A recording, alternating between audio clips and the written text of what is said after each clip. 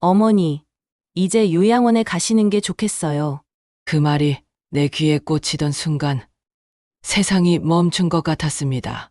내가 낳고 길러서 인생을 다 바친 아들의 입에서 그 말이 나올 줄은 정말 몰랐습니다.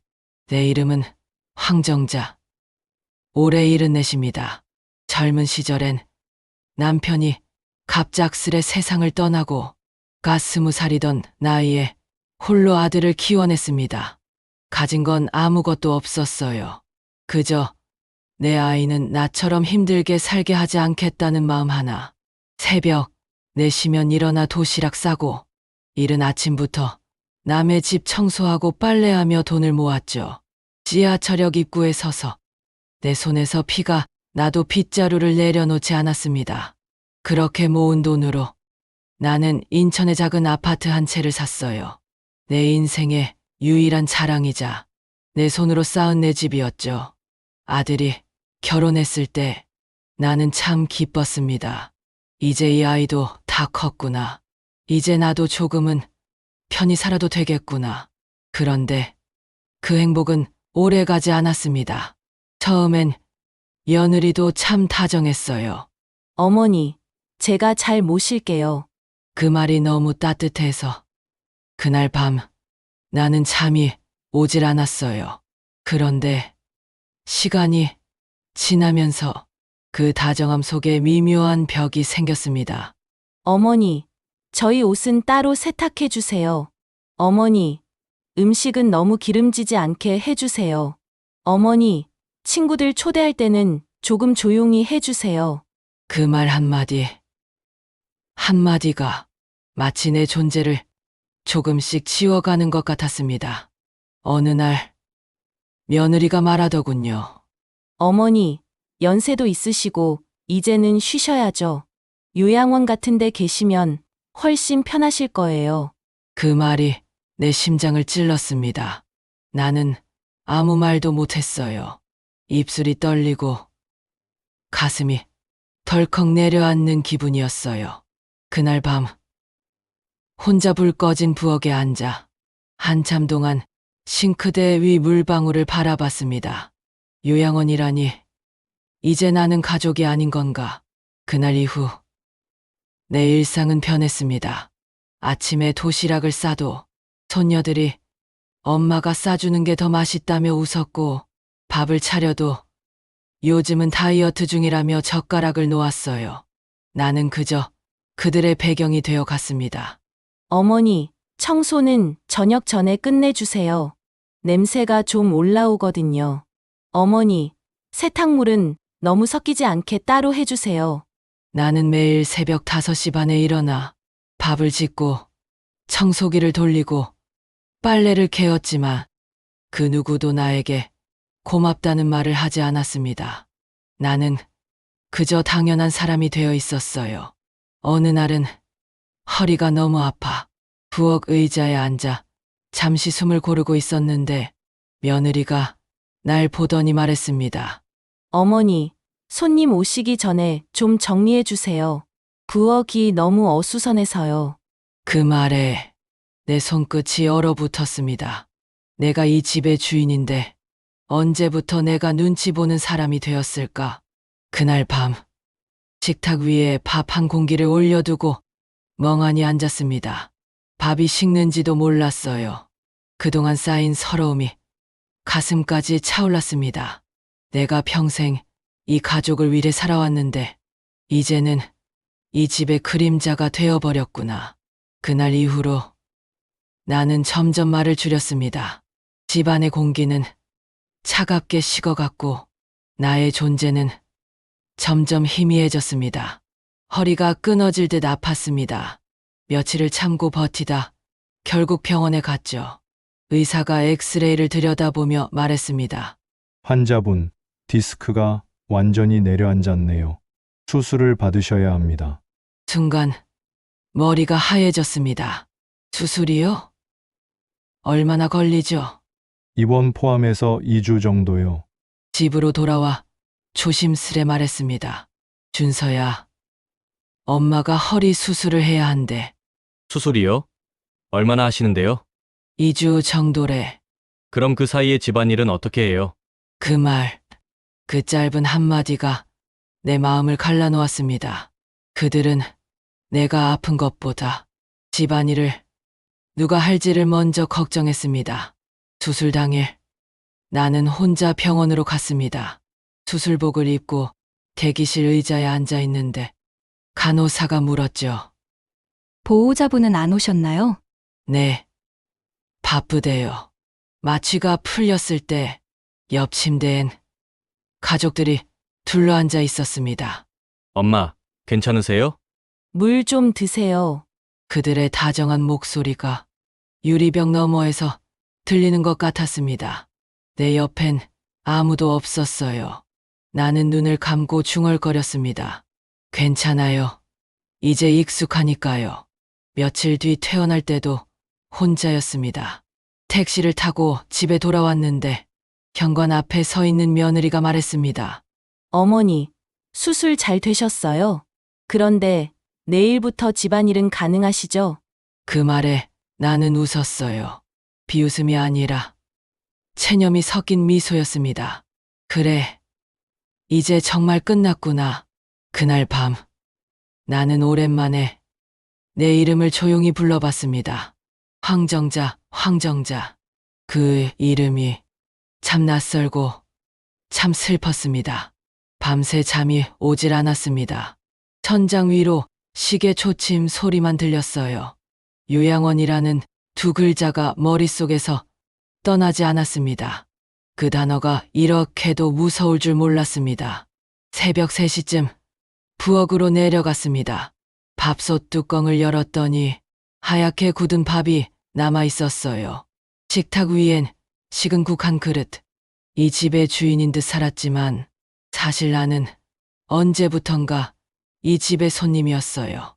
그래, 이젠 나도 준비를 해야겠구나. 그날 처음으로 진심으로 그렇게 생각했습니다.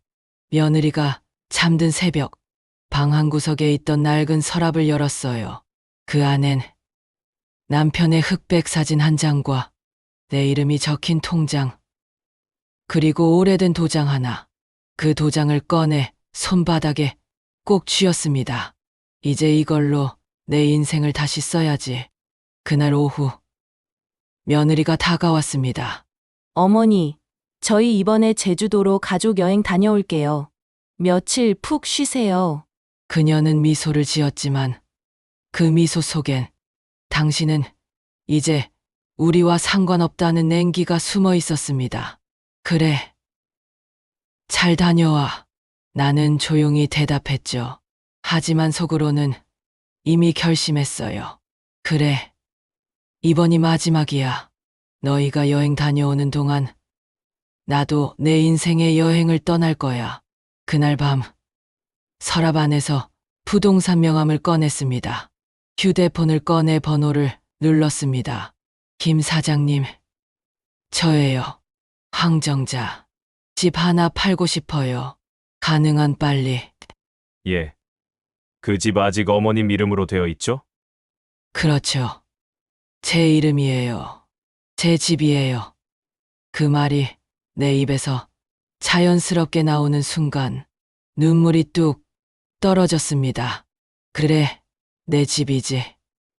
이제야 내 집이네. 부동산 사장은 이튿날 바로 집을 보러 왔습니다.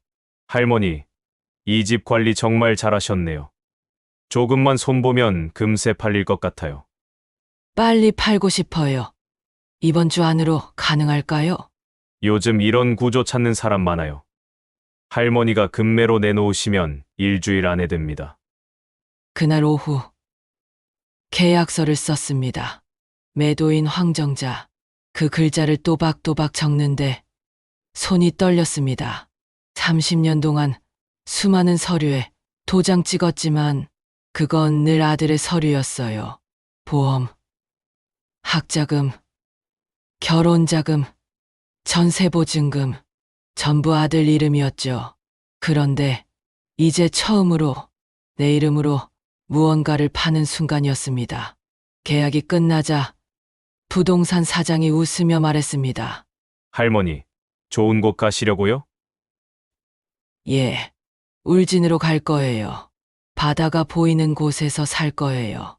잘 하셨어요. 인생은 길지만 진짜 내 시간은 짧거든요. 그 말이 마음에 남았습니다. 그래, 내 시간은 짧다. 이제라도 나답게 살아야지. 그날 밤, 나는 상자를 꺼내 짐을 싸기 시작했습니다. 박스 테이프가 지익 소리를 냈어요. 그 소리가 마치 내 과거를 봉인하는 소리처럼 들렸습니다. 옷장 안에는 검은 카디건 2벌, 남편 사진 1장, 낡은 앞치마 하나. 이게 내 전부였어요. 그래도 됐어. 이걸로 충분해. 그날 밤, 오랜만에 마음이 평온했습니다. 눈을 감기 전 마음속으로 중얼거렸어요. 황정자야, 이제 너를 살리자. 남이 아닌 너로 살아보자. 일주일 후, 현관문이 열리는 소리가 들렸습니다. 아들 가족이 제주도 여행에서 돌아온 겁니다. 할머니, 우리 왔어요. 손녀의 밝은 목소리가 들렸지만 그 뒤엔 묘한 긴장감이 흘렀습니다. 어머니, 이게 다 뭐예요? 며느리가 커다란 박스들을 보고 얼굴이 굳었습니다. 짐이 이렇게 쌓여 있는데 이사라도 가시게요. 그래, 내일 이사야. 이사요? 갑자기요? 응, 울진으로. 그럼 집은요? 팔았어. 그 말에 며느리 얼굴이 하얗게 질렸습니다. 팔았다고요? 이 집을요? 그럼 저희는요? 저희가 살 곳은요? 나는 담담하게 말했어요. 그건 너희가 알아서 해야지. 그동안 나한테 한 것처럼. 아들은 어쩔 줄 몰라 말했습니다. 엄마, 갑자기 이러시면 어떡해요? 우린 준비도 안 됐는데. 나도 준비 안 된 상태로 평생 살았어. 하지만 너희가 나를 요양원에 보낼 준비는 되어 있었잖아. 순간 거실이 조용해졌습니다.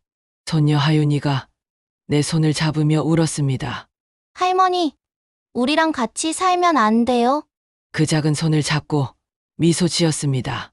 하윤아, 할머니도 이제 조금은 나를 위해 살고 싶어. 너희도 너의 삶을 살아야지. 며느리가 울먹이며 말했습니다. 어머니, 저희가 잘못했어요. 다시 같이 살면 안 될까요? 나는 고개를 저었습니다. 미안하지만 난 이미 떠날 준비를 끝냈어. 그날 밤 상자에 마지막으로 도장을 넣었습니다. 이제 됐다. 거실 불을 끄고 현관문을 닫는데 그 순간 이상하게 눈물이 나지 않았습니다. 마치 오래 묶여있던 사슬이 풀리는 기분이었어요. 그날 저녁 현관 벨이 울렸습니다. 낯익은 울음 섞인 목소리가 들렸어요. 어머니, 문 좀 열어주세요. 제발요. 나는 천천히 문을 열었습니다. 그 앞에 서 있던 건 며느리 수경이었습니다. 그녀는 화장도 지워진 얼굴로 무릎을 꿇었습니다. 어머니, 정말 죄송해요. 저희가 너무했어요. 그땐 어머니 마음을 몰랐어요. 그녀의 눈에 눈물이 고였습니다. 그 눈물 속에 후회와 두려움, 그리고 절박함이 섞여 있었어요. 하지만 이상하게도 내 마음은 차갑게 식어 있었죠. 이제 와서 왜 그래? 그냥 어머니가 없는 집이 너무 허전해서요. 아이들도 울고 남편도 하루 종일 말이 없어요. 나는 잠시 그녀를 바라보다 말했습니다. 허전하다고? 그럼 이제야 느껴지나 보네. 내가 얼마나 외로웠는지. 수경은 손으로 눈물을 닦으며 말했습니다. 다시 함께 살면 안 될까요? 이번엔 정말 잘할게요. 그 말에 나는 조용히 고개를 저었습니다. 수경아, 미안하지만 난 이미 돌아갈 수 없어. 너희가 나한테 가정부처럼 대할 때 내 마음은 이미 그날 떠났어. 그녀는 울부짖으며 말했어요. 어머니, 제발요. 아기들도 어머니 보고 싶다고 해요. 그 순간 손녀들의 웃음소리가 머릿속을 스쳤습니다. 그 아이들은 잘못이 없었어요. 하지만 나는 마음을 다잡았습니다. 그 아이들은 곧 잊을 거야. 아이들은 금세 적응하지. 그보다 이제 나도 잊고 살아야 해. 그녀는 끝내 말없이 일어섰습니다. 문이 닫히는 소리가 들리자 내 가슴 깊은 곳에서 무언가 울컥 치밀어 올랐습니다. 하지만 울지 않았습니다. 이젠 내 눈물도 아까웠거든요. 이사 첫날 아침, 울진의 바다는 잔잔했습니다. 창문을 열자 짠내음과 바람이 들어왔어요. 새소리가 들리고 먼 산 위로 해가 떠오르기 시작했습니다. 이게 내 첫 아침이구나. 나는 조용히 혼잣말을 했습니다. 커피포트를 올리고 주전자에서 물이 끓는 소리를 들으니 그 소리조차 위로가 되었어요. 그동안은 밥 짓는 냄새, 청소기 소리, 누군가의 잔소리밖에 없었잖아요. 작은 부엌에서 혼자 밥상을 차렸습니다. 달걀 프라이 하나, 미역국 한 그릇, 그리고 김치 조금. 아무도 함께하지 않았지만 그게 오히려 더 따뜻했습니다. 식탁에 앉아 조용히 생각했습니다. 이제야 알겠어.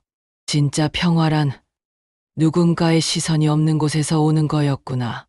오후에는 이웃 아주머니들이 인사를 하러 왔습니다. 새로 이사 오셨죠? 반가워요. 그들은 내 이름을 불러줬어요. 정자 씨, 오늘 시장 같이 가요.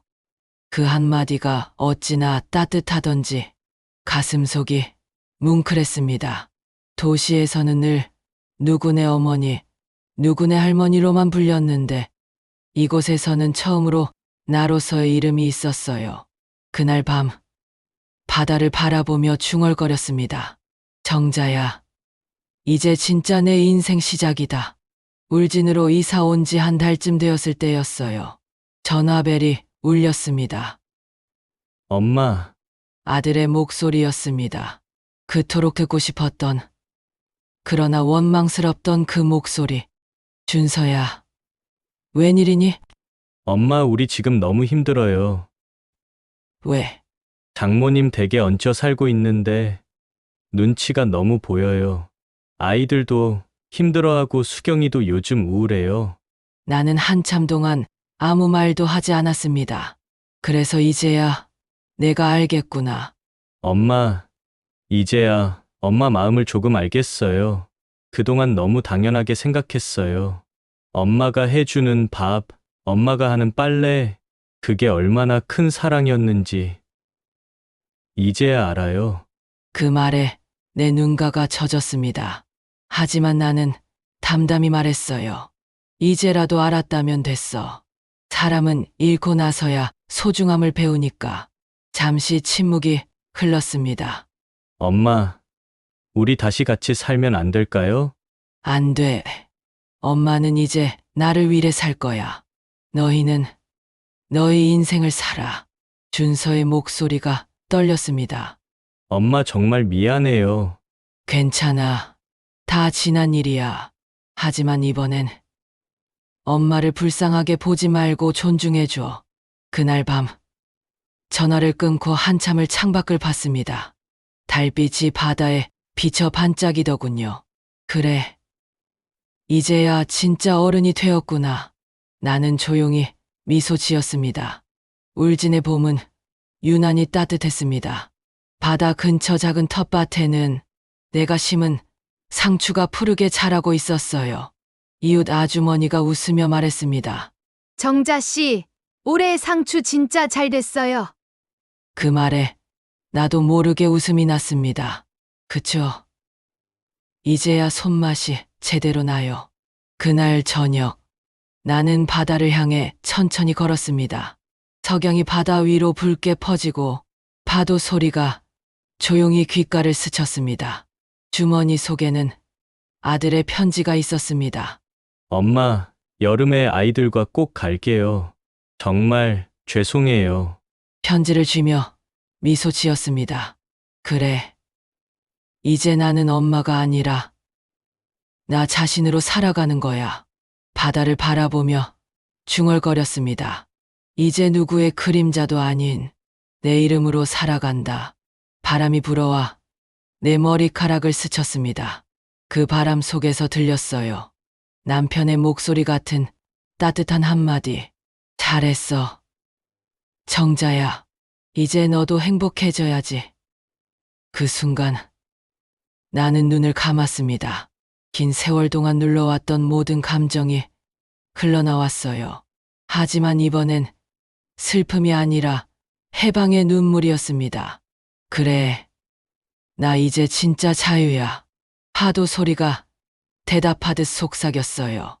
그날 이후 나는 매일 일기를 씁니다.